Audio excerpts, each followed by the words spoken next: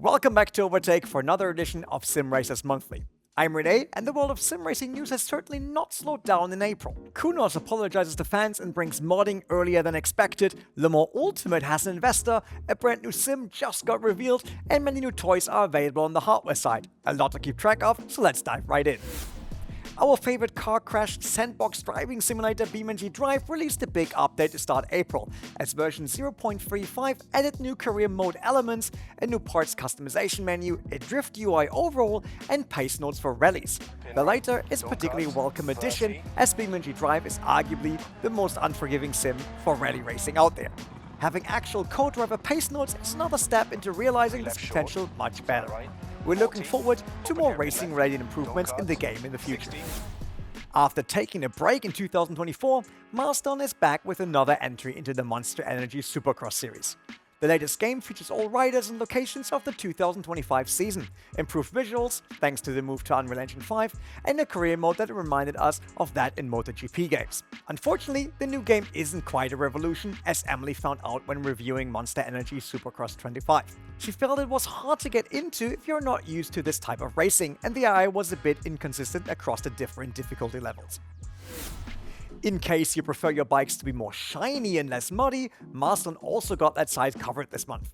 The newest iteration of MotoGP 25 just got released, and Emily from the Overtake team stepped up already to bring us a full review, which can be found on our channel. As usual, all the official riders, bikes and tracks are there, but the Italian developer also added a brand new class alongside other features to the game, such as Unreal Engine 5. If you want to know more, just head over to our review. In case you watched our previous Sim Racers Monthly, you might remember that we talked about the Sim Gaming Expo in Chicago. If you want more news and actually see who's now added to the lineup of exhibitors and visitors, head over to Overtake.gg for everything around it. We will also be there, so we would love to actually meet you. Argentine developer Rex Simulations is still chipping away at PISTA Motorsport. The sim that aims to celebrate the domestic racing scene in Argentina is continuously growing, and the version 0.6.6.0 update deployed on April 8th added not only 2 new cars in the Chevy Series 2 and Ford Falcon Sprint, but also the Autodromo Provincia de la Pampa as a new track, plus improved physics and car customization. More exciting things are on the way for PISTA, however. According to the developers, the next update will be the biggest one yet and will bring a whole new mode of play. Both drag racing and free roaming have been teased before, and the multiplayer mode is also still missing from the sim. Definitely an interesting one to keep an eye on. The ups and downs of Endor AG and its Fanatec brand were one of the stories in sim racing in 2024. Ultimately, US hardware giant Corsair bought and liquidated Endor, continuing the Fanatec brand for sim racing equipment. On April 8th, a brand new Fanatec website launched to be more in line with other Corsair websites. A fresh look and a more organized experience are certainly nice, but many sim racers were not very happy to see that price had gone up as well. Despite many products being marked as discontinued, they were still more expensive than before. 2 weeks after the website launch, an explanation for this was published. The reason behind the increase in the US and Canada are the tariffs on goods from China. And since the North American market is supplied by a Fanatec warehouse in the US, both countries are affected by this. For Europe and the rest of the world, the price increase was explained by the switch to the QR2 as standard and the inclusion of shipping costs in the product's overall price. Speaking of Fanatec products, the long-awaited CSL Elite Porsche Vision GT wheel was finally launched in April as well. Touted to be the most premium CSL product to date by Fanatec themselves, the concept car steering wheel left a good overall impression with Michiel when he reviewed it. Design, finish, and performance are pros, while the lack of clutch pedals and limited cross-platform support are drawbacks. After years of suffering and waiting, in case you have been a Forza fan but did not own a PC or Xbox, Forza Horizon 5 finally marks the start of the franchise on Sony flagship console. This is the first Horizon Festival happening on PlayStation ground, and it comes equipped with all the content that PC and Xbox users fell in love with over the years, since the game's original release in 2021. Even though the game is not new in every sense, the release on Sony's console is a full-price one. The arcade racer is one of the most played racing games of all time, and therefore a great addition to the PlayStation game lineup, giving us a chance to explore the Mexican open world map with a huge number of different cars from nearly all manufacturers. It remains to be seen if other Forza titles, such as the latest Motorsport entry, will also find their way to Sony's console, and who knows, maybe this motivates Polyphony to finally bring us Gran Turismo to PC. With its release scheduled for the end of May, it was high time for more information on F125 to be released. And more info we got. Following the first trailer released in late March that confirmed the return of Breaking Point, and then F1 movie crossover and reverse circuits, EA Sports and Codemasters revealed more about the upcoming Formula 1 game in 3 deep dives. The My Team Career mode will see an overhaul, 5 tracks get the lighter scan treatment, and Breaking Point 3 gives players a bit more freedom in how they approach certain events. It will also be possible to continue with the Connor Sport team in career mode once they finish the story. With the May 30 release day closing in rapidly, we are hoping to get our hands on a preview version soon, as well to share our impressions of arguably the most important elements of any racing game or sim, the physics and handling models. It isn't often that a developer publicly apologizes, but that is exactly what Marco Mazzaruto of Kuno Simulazioni did. The managing director and co-founder of the studio admitted that we got it wrong, meaning the early access launch of Assetto Corsa EVO in January. The upcoming sim had quite a few issues when it first became playable, some of which persist but are being worked on. The video that Mazzaruto gave an update on the AC EVO situation included the announcement that modding tools would be released during the early access program, which was originally planned to happen only after the sim was fully released. In addition to that, keen eye observers could spot a bunch of new content that had not been seen yet. The Red Bull Ring, Donington, and Kota, which had been on the roadmap already, were visible in the Sim's UI and in some video sequences, while 9 new cars were also shown. This includes the McMurtry Sperling and the Ferrari F2004 of Michael Schumacher's fame. The upwards trajectory of Le Mans Ultimate has been quite noticeable since late 2024, and it looks like that literally paid off for Motorsport games. The company had been looking for a buyer or investor since last year and has found the latter in Pimax. The VR hardware manufacturer decided to come aboard with a 2.5 million check in hand, putting MSG's financial mind at ease for now.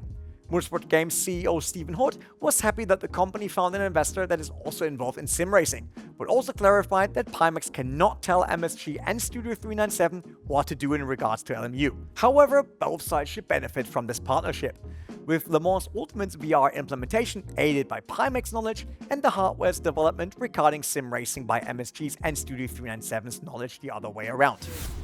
After months of screenshots and not much actual information, Project MoZA Racing has finally been officially revealed on April 29th.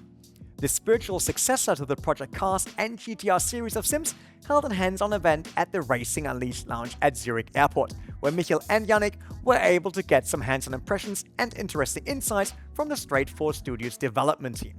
The sim is set to be released on PC, but also Xbox and PlayStation 5 in 2025 still, with publisher Giant Software backing the project. Whether or not crossplay will be possible was not commented on yet, but we found out a few more interesting details. For one, there will be multiple classes for both modern and classic racing cars, such as the previously announced FIA GT racers. In Zurich, the Audi R8 LMP 900, Lamborghini Huracan GT3 Evo 2, and Lola T70 MK3B were drivable, for instance, and we know that the Lamborghini SC63 will also arrive in PMR, as will the Nürburgring Nordschleife. Check out the video of Michael's and Yannick's trip to Switzerland, which includes interview with Straight 4 Chief Development Officer Kevin Boland and Principal Vehicle Programmer Ben Ponsford. When it comes to the World Rally Championships officially licensed games, many developers have had their turn with it. Evolution Studios, Milestone and Kiloton Racing have been delivering those games in previous decades. Following that, the license landed with EA and Codemasters, who developed the Colin McRae and Dirt titles. In an unexpected move following the release of EA Sports WRC in 2023, the game did not see a follow-up for 2024. Instead, with the addition of a season content update, this game was expected to be the only WRC game for a few years. However, with the news lately, it appears the WRC license is on its way elsewhere. Posted to EA's official site, an announcement states that the recently released Hard Chargers content pack was indeed the last update to EA Sports WRC. Whilst the game will remain available for purchase and online support will most likely continue, development for it and any future installments will cease. Simultaneously, WRC themselves have announced that the future of the game franchise will enter a bold new direction. With news on the matter promised soon, perhaps it's an indication that a new developer will get the license for the World Rally Championship. Who that will end up being, we will soon find out. We already mentioned one piece of hardware that was released in April, but there were a few more that we got to take a look at. Conspit was already the subject of one of our reviews in late March, courtesy of its CPP Lite pedal set. But we also got to check out the Max 01 steering wheel that surprised us with the amount of features it packs for its relatively low price. The company also teased another GT wheel rim that will be SimUp compatible. Keep an eye on our website and YouTube channel as we are working on bringing you a review as soon as we can.